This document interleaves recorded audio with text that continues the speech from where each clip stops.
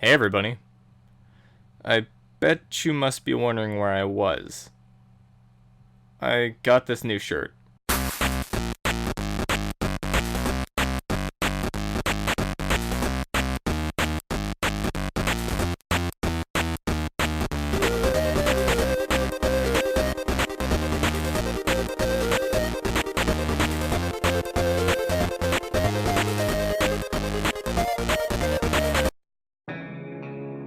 So, 60 Seconds is a game about a family hiding in a nuclear bunker during World War II, in an alternate history where the US was directly attacked.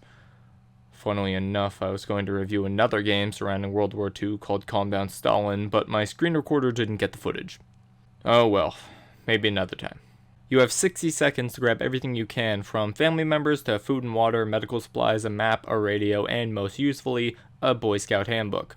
When the 60 seconds are up, you have to be in that bunker. Then the survival portion begins. Survival makes you strategize between several random events, plan expeditions to the surface for new supplies, and feed your family. The obvious goal is to survive as long as possible, but with several threats roaming, it starts to become a problem. I personally really enjoy the game's base concept. A resource management bunker survival allows the player to enjoy the atmosphere that the game presents. Unfortunately, the game doesn't have much in either department. The first minute or so of the game is you running through your house, WASD to walk, right click to grab items, etc, etc. If you don't make it in the black and yellow zone before the bombs drop, you dead. If you do, you get to participate in the next section, the much harder section. A flat 2D environment with characters blankly blinking and staring at you creepily. The game has very repetitive music and sounds. They both can be turned down, fortunately, and the game's 2D room lets the player get used to the environment, and if something changes, they'll catch on immediately. Day-to-day activities in the bunker are shown through a journal written by, I assume, the hidden fifth member of the family, because no matter who dies, it remains the same font and tone. Going through this mysterious journal lets you take a look at the character's need for food and water, any choices you need to make, and of course, any expeditions you need to make. I know I started this off by saying the game didn't have much in terms of gameplay, but I will say its choices do matter somewhat. So yes, this game has good choice mechanics, even though some of them only result in one extra food can, but hey, I mean, one extra can could mean life or death. Your goal is to be saved by one of these three rescue operatives: the government, the CIA, no I don't know why they're separate, or a set of twins making a new home for just people. You do this by doing specific tasks to get the group to trust you and take you in. The government might ask you to get rid of your weapons, the CIA might ask you to go into combat, or the twins might ask you to donate materials. The other modes are pretty much just additions onto the main game. In case you're too good for normal mode or you're too bad at normal mode, there is a difficulty setting where you can adjust what you need. But the gameplay and design are fun. I'm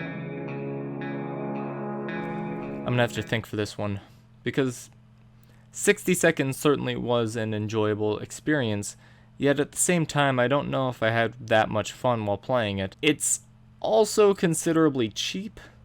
If I had to place 60 seconds onto the chart, I think I would put it in between The Legend of the Brofist and DLC Quest.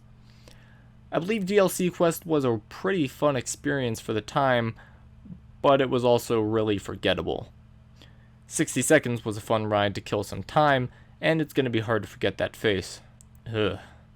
I do believe Legend of the Brofist is a better game for its price compared to 60 seconds, so keep that one in mind.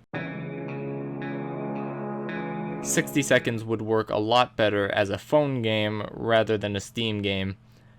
Don't get me wrong, I'm not against it being on Steam, but I feel as though it suits the simple and calm tone that the App Store seems to go for.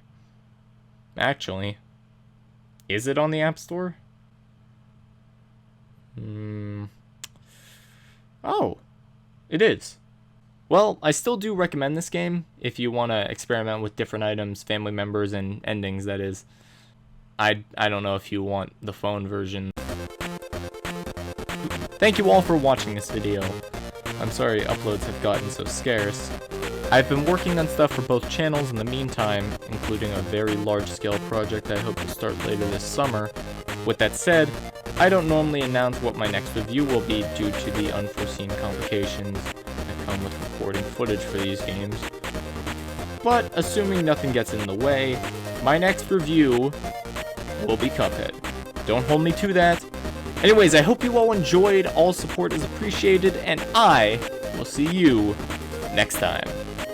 Bye!